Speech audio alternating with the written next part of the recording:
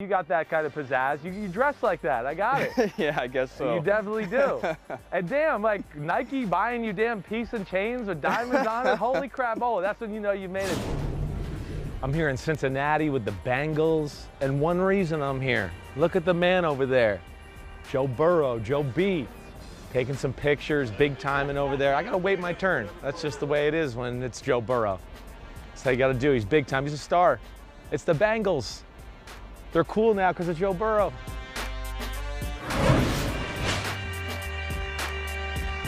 I want to break down a little bit of everything, Joe. I mean, first off, thanks for coming. You got it. You're the man. I really look up to you a lot in a lot of ways. Enjoy watching you. All right, grip. First thing I want to talk to you about. First off, let me see your hands. Do you mind if we play this game a little too? Little guys. I know, they're not that little, but I have big hands too. Yeah. What were you at the combine? 9 inches. 9 inches? It's a big deal. Right, I know it's a big deal. You were like, why is it a big deal? Yeah. But it's not as a big deal anymore, at least to me, because you and other guys in your generation, the way you grip the ball. So can I kind of see that in person? Yeah. You pay attention to that? You go? Always on second lace. And under 5? Yeah. You're 2 and under 5. Yeah, always grip the ball that way? Always. You did. So it didn't change from college, high school? No, I thought about changing it when I got to the league. Yeah. And I tried to. I just couldn't quite spin it the way I wanted to. Right. So I just went back to it. Right. But I figured out a way when it gets cold and dry to hold it well. Yeah, right. So what would you, when you got to the league, what were you toying with a little bit? Well, I tried to go pinky on the lace. You tried to get it on. That's what I do. Yeah, for when it's windy. Right. And it's dry, so you can just get a little better grip. Right. But it just didn't feel right coming out. Didn't feel right, no. Yeah, too thick in that area. Yeah. Right. All right, now talk about just a little bit the ball itself. How do you, I know we got some equipment guys here and stuff, Yeah. So tell me about the week of getting the ball ready for the game, or how did that process go? Well, we always got to go in and make sure so we have our game ball bag. Right. That we always use, and you usually have to pick 1 or 2 every week. Yeah. Because somebody breaks a record or somebody scores a touchdown and wants to keep it, so right. You always got to pick 1 or 2.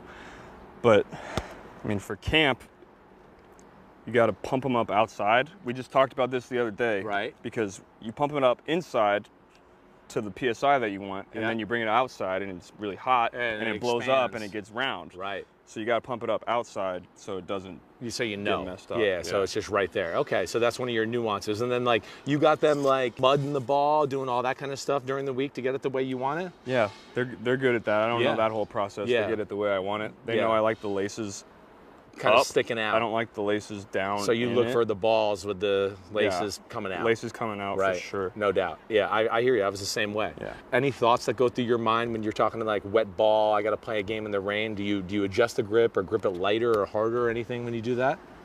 Yeah, I have a little secret for the rain that Okay. I think I have figured out, and I don't know if anybody else does, so I'm going to keep that one to myself. Okay, all right, cool. But I like maybe it. I'll tell you afterwards. All right, fine. You definitely got to think about it. If it's windy, if it's dry, Yeah. you're going to hold the ball differently and throw it differently depending on Right. the elements outside. I always had to grip it a little less. Not Yeah. that I was Joe Burrow or played as much as you did, but I gripped it less when it was wet, and I felt definitely grip it a little less. You a little when less, you're right? wet. Because Yeah. you get scared to squeeze out of your hand if it's too wet, right? Yeah, for sure. Yeah. This is the other thing people can't get over. When I'm coming to talk to Joe Burrow. Oh, Joe Burrow, he's so cute, blah, blah, blah, all that. So I got all that. My Aunt Wendy and my kids, they all want to say hi to you. But I don't think they realize what a big guy you are. People are always very surprised when they see me how tall I am. Right? I would think so. Yeah. I mean, you're what, 6'4" and a half? 6'4". 6'4", right. Yeah. All right. And then weight-wise? I'm not that big. I'm 210, 211, 212, somewhere around there. You lose weight from college, though? To me, it looks like from year 1 to year 2, you thinned out. In a good way. I'm not trying to... Did you put effort into that? Or it just kind of just happened naturally. Yeah. And, with the rehab, after the surgery, after my rookie year, I'd lost a ton of weight. Right. And so I had to put that back on. I just wasn't able to put on all the weight that I wanted to. Right. And then I was like, well, I'm playing better than I ever have, and I'm lighter. So I'm just going to keep this going. Just stay with it. Yeah, and I'm feeling great, healthy. Yeah. The only reason I would need to be heavier is to take all these hits, but I'm taking the hits just fine. Yeah, where I'm at. Yes. So. Yeah, you take them too well, actually. You're very good at it. Yeah. All right, if you don't mind, I'm intrigued by, I've watched some of your warm-ups before games, and I know it's an extensive warm-up. But take me through it, a little bit, if you don't mind. Me and you have a little catch, maybe 10 yards apart. Let's do it. All right, take me through it. I know it's extensive, and I know I don't want you to work too hard here, but just tell me a little bit about what you do, how you start, kind of the thought process, what goes into preparing for the game. Just starting out, yeah, I'm just starting out 10 yards apart usually. Getting everything activated. And this is like the warm-up to the warm-up. Right. You know, trying to get my body balanced to do what I need to do in the next section of the warm-up. Right. Just get the feel of being 50-50, trying different arm angles. Gotcha. And then 50-50, you're talking about weight in the legs. Yeah, just make weight sure it's distribution. both. Right. I used to be more so on my back. Right. And I felt like I couldn't get my front foot down the way I really wanted to. Yeah. And so I shifted it 50-50. Right. So I can get that front foot down faster and get my back hip through faster, and it just makes everything faster, A little and quicker, more compact, right, and more powerful. Right. So that's something you've really thought about over the last year and a half or so. For sure, yeah. And adjusting. And it also, after my knee injury, putting a little more weight on that front foot makes it a little more stable, and I'm not just kind of sticking it out there, yeah, okay, waiting to get hit. Right. So it's all coming together. Now, like how you line up, do you have a thing how you line up? Like, do you look at like, okay, shoulders in, or you try to aim like slightly left of me a little bit? Just in this part. Right. You know, I'm not really thinking about that when I'm throwing, but, you know, I always start the warm-up with the optimal throwing position. Yeah, right. And so just trying to close my shoulder off to my target, 50-50, right, little knee bend, yeah, straight up, athletic back, and just trying to get all that ready let to it go. Right. Yeah. Who's your idols? Like, who's cool to Joe Cool? Drew Brees was my favorite quarterback growing up. Right. I was more of a college fan than an NFL fan. Right. All my family played at Nebraska, so I loved watching the Cornhuskers. Right. Taylor Martinez, loved him. Right. Thought I was going to be a basketball guy. Yeah. So obviously LeBron James, coming from Ohio. Right. Played his high school when I was in high school in basketball twice. Yeah. How'd you do? We lost both times, but okay, I put up some good numbers. All right, that's good.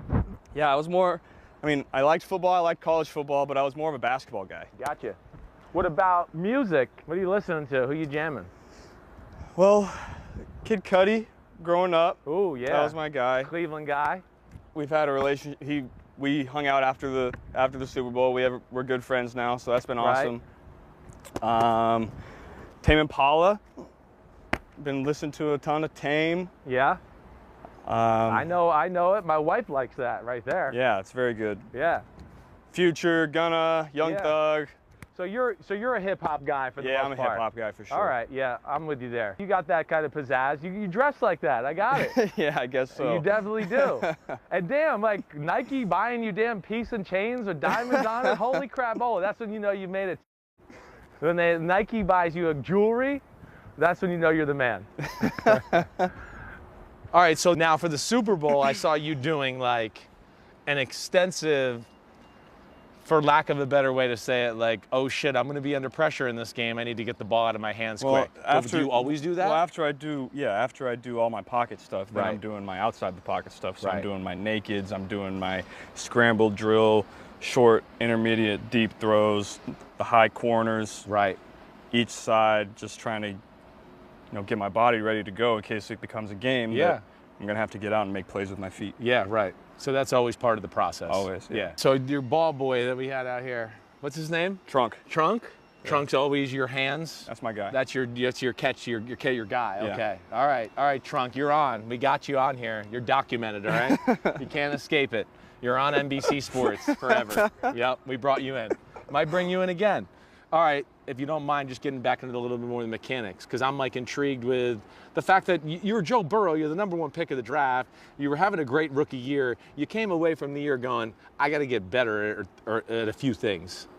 And you made a lot of comments, and I saw it, and I heard your coaches comment about your arm strength and just talking about putting a little more power on the football.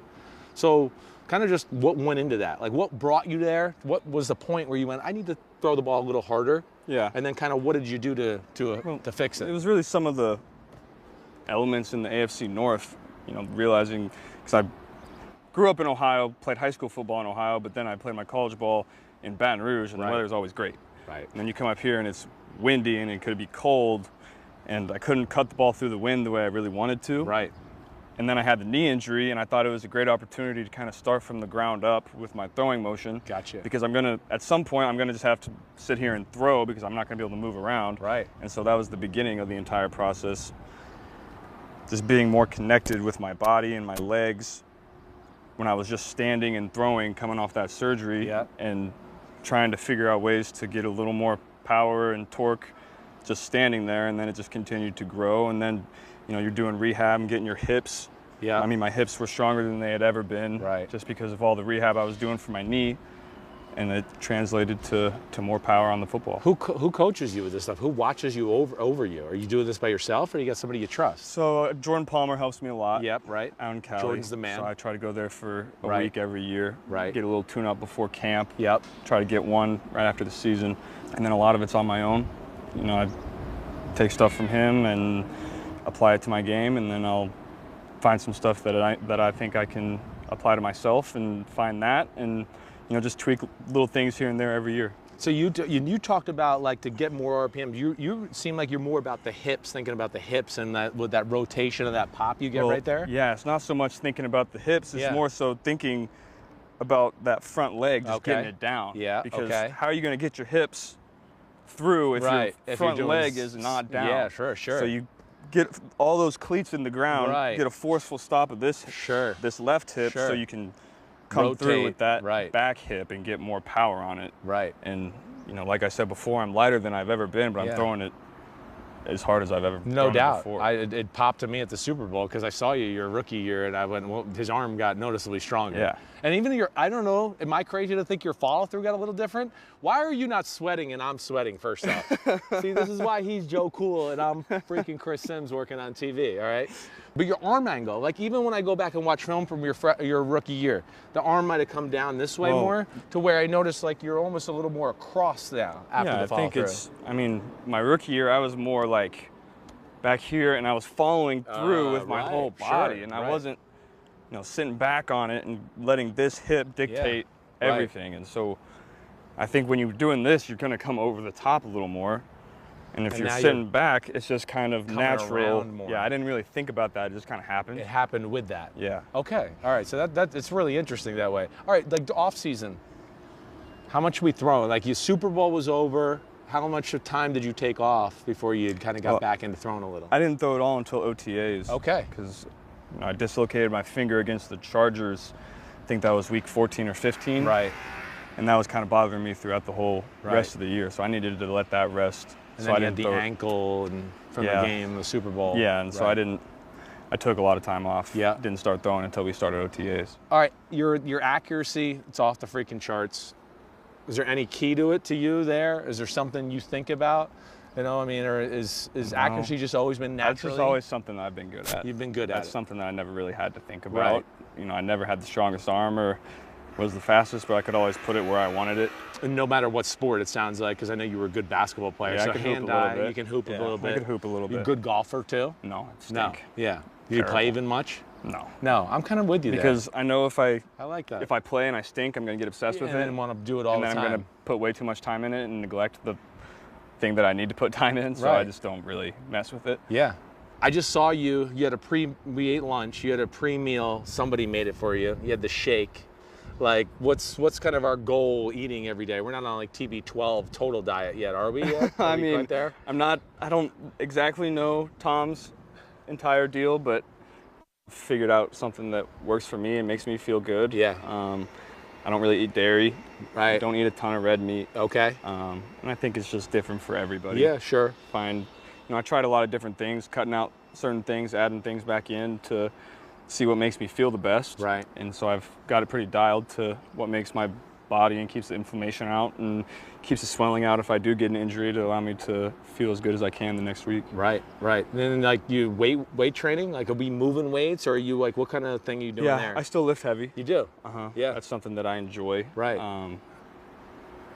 Some people don't really like lifting heavy, but that's something that I've always done that kind of relaxes me and makes me feel good. And so I keep that, but when you do that, you got to maintain your mobility. So we do a lot of mobility You do series. a lot of like stretching out. Yeah, making sure that the joints are You're not staying becoming flexible. too bulky and Not necessarily bench thinking pressy about yeah. becoming too bulky. I'd love to be bulky Right. if I still have all the mobility that I need. And you don't want to be too mobile in your trunk, because if you're too mobile, it's going to take a lot to get that torque that you need to throw the football. You want to be mobile in your shoulders, but if you're too mobile in your trunk, then you're going to have to get way back here to get that torque sure. that you need. Right. So, trunk mobility is definitely, you need it, but you don't want too much of it at the same time. You like that tightness a little bit, Yeah. like the feeling that lifting weights gives you a little bit, like you're responsive right away. Exactly. Yeah, I understand that. I had a little bit of that myself. All right, like last few things I want to ask you about, just as far as like you, the human being. I'm amazed by you. I see you here. You've changed this organization. It's cool to be here in Cincinnati now because Joe Burrow's here. And I'm not trying to be mean to the Bengals. I'm just saying that's the way it is. My kid now is like a Joe Burrow and the Bengals. I mean, it's just, that's what it is. But you have this way about you. Have you, I know it's weird to talk about it, but like your ability to lead people and not be too rah-rah, I guess I'm very impressed by it. And I guess what I want to say is just like, were you always this way? Is this something you had to think of a little bit? How to carry yourself, or just come very natural? I just always try to be myself. Yeah. Whether you're talking to, when you're playing football, you're talking to a lot of different kinds of people. Definitely. And what I realized pretty early is if you're just yourself, people are going to want to be around you. Accept it. And everyone's been around those guys that try too hard to lead and comes off corny. Yeah, and they say something, you're like, oh, okay. So right. He's saying something again, but I try to keep those moments and don't say anything unless I actually have something to say, so it's powerful when I do say it. Right. I'm not just out there, oh, I'm the quarterback, I got to say something in front of everybody. It's not, I don't think that's the way to go about it. I think if you have something to say it. If you don't have anything to say, don't manufacture something that you think people want to hear. Right. Just be yourself. Yeah, right. All right, so like when it comes to pressure moments, did you ever have to think about it there? I mean, Joe Cool, I've never seen you blink under pressure yet, right? I mean, did you have to work on that aspect? Like, let me, because I know I faked it a few times where I was probably a little like, oh crap, this is a big moment, but let me act like I'm cool and like whatever. I definitely thought about it a little. You don't seem to. No, that's when I get in my zone. That's when everything's kind of closes in and you're focused, more intensely focused than you ever are the rest of the time. It just feels different when those big moments at the end of the game come and it's do or die. It's like, what are you going to do if the coverage takes away the play that you have? Right. You're going to have to do something. Yeah. And so, if you're thinking freely and you put in the prep to not be worried about seeing safety rotation and getting that nickel. You just see it and you make the change and you go play. You're not thinking about all this stuff. You're just reacting. You're reacting, I know. Because you know the confidence in your prep that you have. Right. And so that allows me to play free in those situations. It's a reactionary position. I know people forget that about quarterbacks. You got too many things to worry about to actually think about, oh, wait, this is a big play and a big game. All right, but self-doubt, have you ever had self-doubt? Did you ever, like, you have? Yeah. When was that? Like, I look at it and go, man, like when you had to leave Ohio State, did you? Yeah, I was putting in the same work that I always put in. Right, and you're going, what's going on? I wasn't playing. Yeah. Of course there was self-doubt in that moment. It's, when you don't play for 3 years and you're putting in the work and you feel like you're practicing really well and you feel like, you could go out there and make plays and do what you've always done, but you're not getting the opportunity to show what you can do. It's frustrating. And, there were times where I started updating that resume. Sure. To, thinking about being an investment banker or something like that.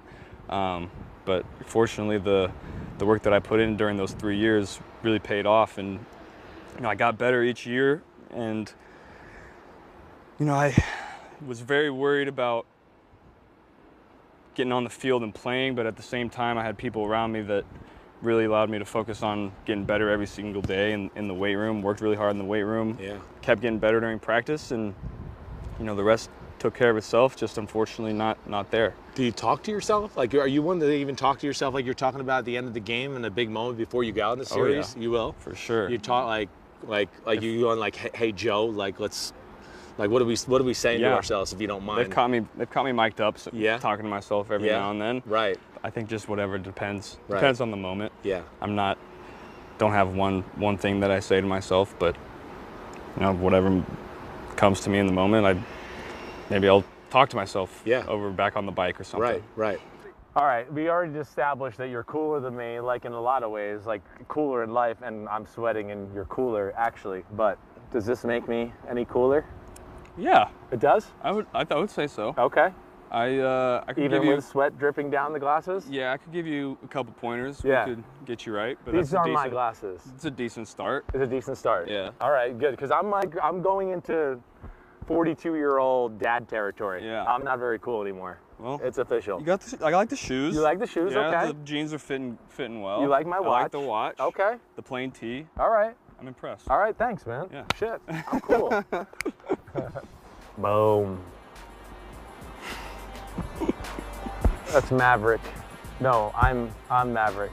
He's the main guy. I don't know what that means. I can't remember either. I know you're Maverick, I'm Iceman. I don't know what that means. You don't know Top Gun? No, I've never seen Top Gun. Gosh, see, you're young. Holy cow. I heard the new one's good though. That's what everybody says it is.